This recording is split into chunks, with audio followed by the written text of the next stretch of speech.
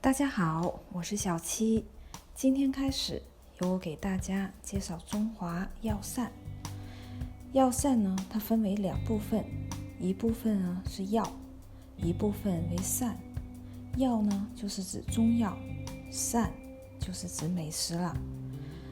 唐代名医孙思邈在《备急千金药方》中指出，夫为医者，必须先洞晓病源，知其所犯，以食治之，食疗不愈，然后命药。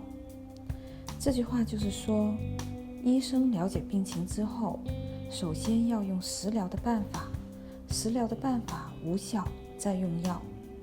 因此可以看出，药膳有着不可低估的作用。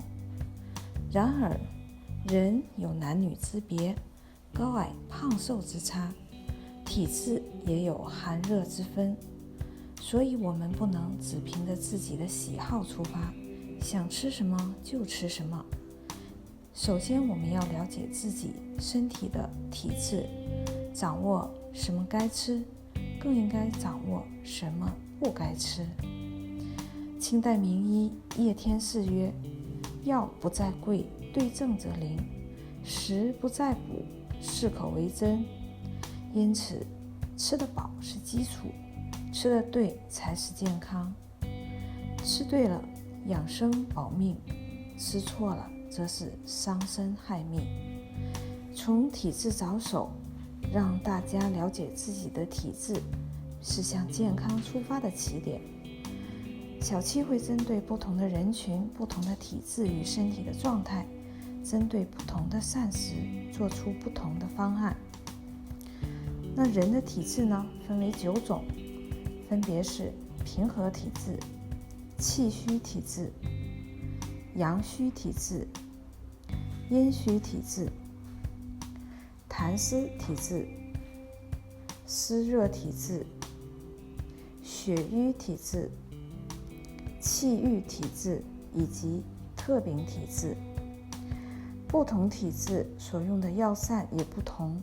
后面的每期节目，小七会根据病症的不同，为大家推荐适用不同体质的药膳，希望对您有所帮助。今天我们先从最常见的一种疾病开始，就是咳嗽。咳嗽是肺系疾病主要的病症之一。那引起咳嗽的常见疾病有上呼吸道感染、支气管炎、肺炎以及直性的咽喉炎等。今天小七专门为痰湿体质的朋友介绍一款针对咳嗽的药膳——陈皮薏米粥。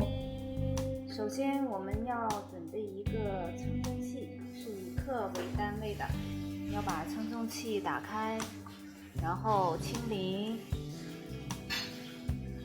那我们今天准备的食材呢，就有陈皮5克，上秤称一下。好，5克多，可以拿下来。还有茯苓15克。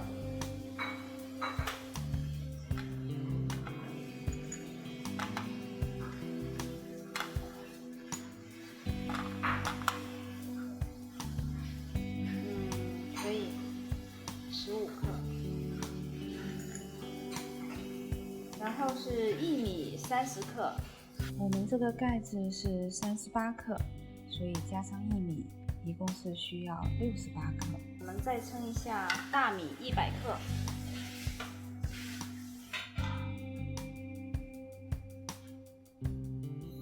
大米100克。这就是我们今天所需要的所有食材。接下来我们把所有的食材放入锅里。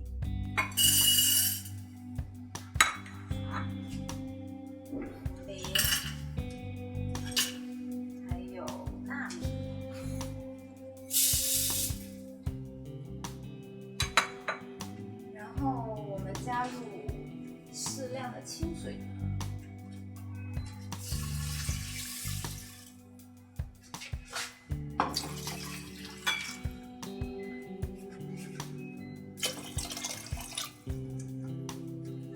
选择粥，1个小时之后就可以了。好啦，我们的粥现在煮好啦，现在我们把粥装出来。好啦，这就是我们这个节目所拍的陈皮茯苓薏米粥。陈皮薏米粥虽然做法简单，但疗效却很明显，主要就是用于咳嗽痰多、白稀、喉中呼噜作响、出现胸闷、呼吸急促等症状。如果你喜欢小七药膳，欢迎订阅、转发、点赞。在您订阅小七药膳后，会收到一份调查卷，是小七总结出来的9种体质特征。